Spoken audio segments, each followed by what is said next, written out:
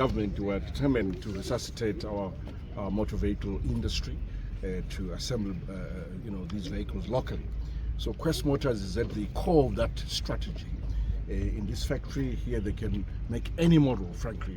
They can assemble any model. That's why we've pronounced as government and legislated that any semi-knockdown kits can be brought in duty-free for trucks, for buses. Let's start from there, and then in future I'll move on to sedans. I'm really hopeful that this could really take off and start creating jobs here.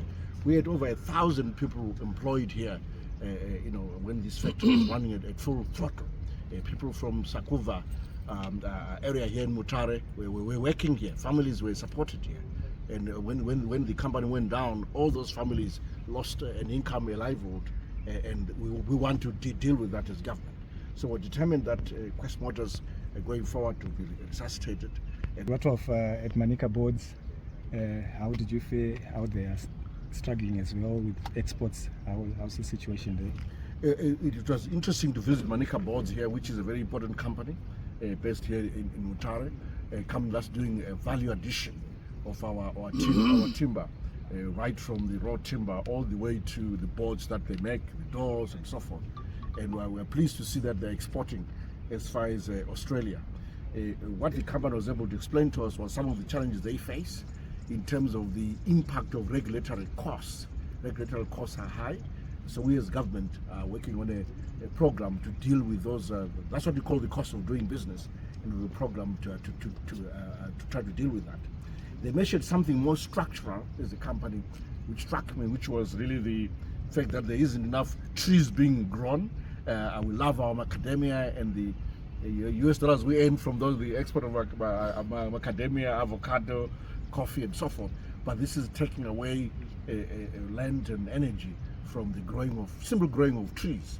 And growing these trees as well has an added advantage, by the way, because you earn carbon credits, because this is reforestation. So you can be sure you earn carbon credits. So your returns go beyond the trees that you'll be selling to Mutare board and doors.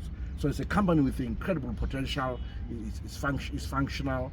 It just needs the support in the way that I've tried to explain.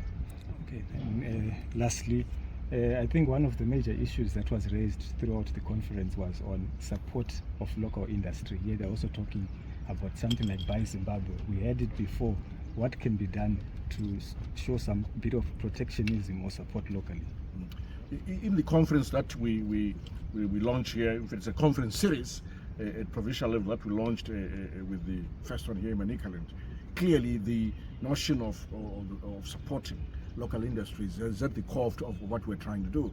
So when we talk of supporting Quest Motors through maybe government orders for vehicles that are assembled here, that's the kind of support we are talking about. So buying local, supporting local is critical to resuscitating our industry and transforming our economy and growing the job market. Thank you. Thank you. Thank you very much. Very well. Thank you.